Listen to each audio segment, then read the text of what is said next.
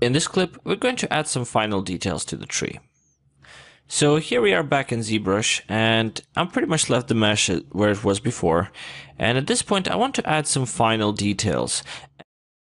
At this point, it doesn't really matter if you want to continue with adding more details to the tree or not, depending on how stylized you want it to look. So I like to add a little bit of texture to my work, but even that would already bake really well as a stylized piece. So before I'm going to add any more details, I'm going to actually add some more Dynamesh at this point because I do want some more resolution. So I'm just going to crank it up to the maximum and just re-Dynamesh it. And now I'm going to make my brush a little smaller.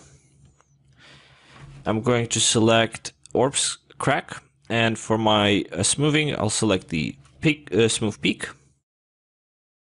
And I'm going to make the intensity quite small, and the brush size quite large, right about here.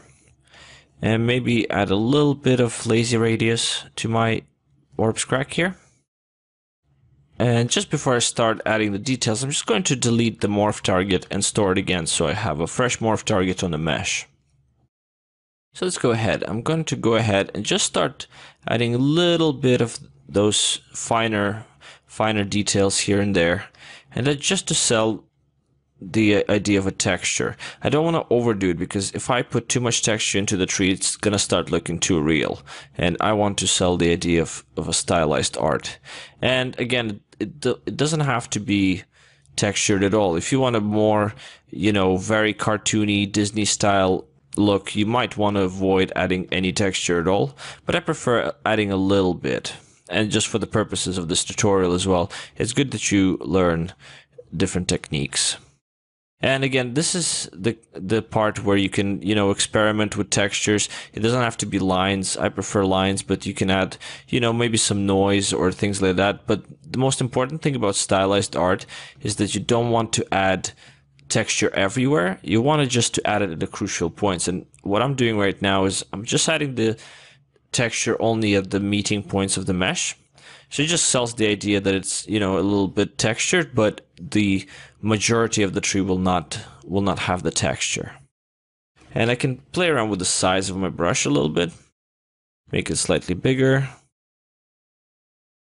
And I can use the smooth peaks and just, smooth it out a little bit, just to make sure that I don't have too many, very sharp lines here. And again, like whenever you have a situation like this where things look a little messy, you can, use the lines to guide the mesh a little bit. So I'm just going to make this smaller a little. And again, this is something, you can experiment with and try different textures, different techniques. And this is where you can make your specific art look a little different to others. Maybe have a specific texture that you add to all your meshes or things like that. In fact, whenever I work professionally, I always kind of tend to pretty much use the same noise on everything: metal, wood, rock, and kind of sells this little bit of Alex Gerjoman in my art.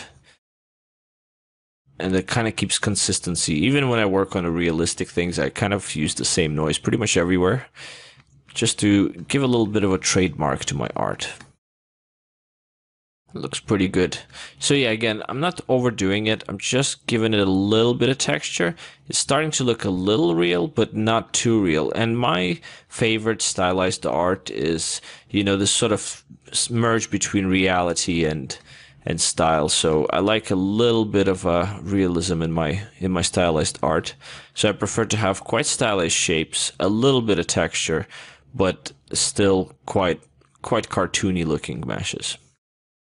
It really depends as well, what kind of project you're working on. So if you work, in Blizzard, or if you work in Disney, the art is completely different. So you have to adapt your style to whatever these guys are doing. But for the purpose of this tutorial, I just want to play around with the style and see what I can get out of it. And it's always a great idea also to, think about the think about the mesh in 3 steps. So your first step is always to establish the silhouette, and that's the most important part, because majority of the time whenever you have any game meshes, the player doesn't get to see it up close. The player always sees it from far away, and the idea is that your mesh is only as good as its silhouette. So whenever a person looks at it from the far, that's pretty much 90% of what he's always going to see. So the silhouette is the most important part of your mesh.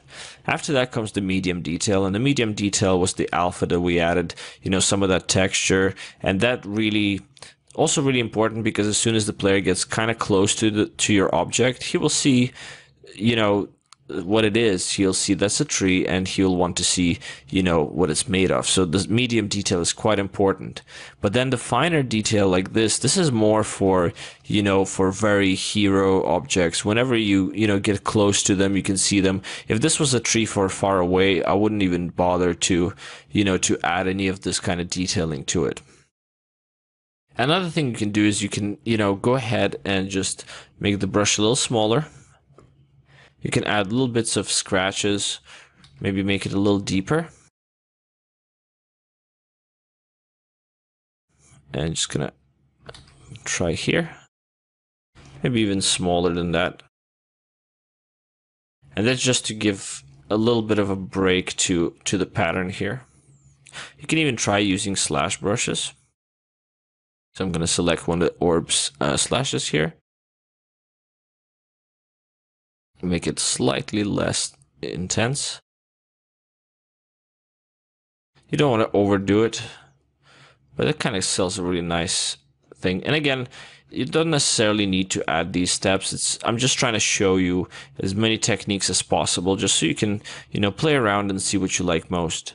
Another thing I often do, and that is for more specific titles. When I was working on Fable, that was quite an often thing to do, is to add stylized patterns of the game. So in Fable there was a lot of twirls, so you can try and add those. I'm just going to make the brush a little bigger. So I'm just going to go in and just add these little twirls. And it also really sells the stylized idea. But at this point, the mesh kind of gets a little too messy for my liking. So I'm kind of happy with this. I think this is pretty good. The only thing I would say is there's a little bit too much going on at the same time. So I'm just going to select the morph target brush, and because we stored the morph target in the beginning, I can now control the intensity of those cracks a little bit. So I'm just going to go here and just going to clean a few of those lines, just to make sure that they're still present, but I don't want to give them too much emphasis. I want to make sure that everything looks nice and clean. And again, whenever you bake these down, you always have to remember that with using the cavities and the curvature maps in your textures, you will definitely enhance every single crack. So the end result might look something like this. This is my curvature map material here in Zbrush, and that helps me to see how the curvature map will behave when I bake it down. And as you see all the details quite more vividly. And I do want to keep a little bit more blank space here, so I'm just going to clean a few of those scratches out. So 2 would do. That is pretty good. I like this texture, so I'm going to go ahead and finish the rest of the tree here. And this is it for this module. So we covered how to create the base mesh of the tree and how to add details to it, how to create a mask for it. And I recommend you experiment with different masks, different shapes, different kinds of trees, and see what you can come up with. And in the next module, we're going to go ahead and start making some foliage for our project.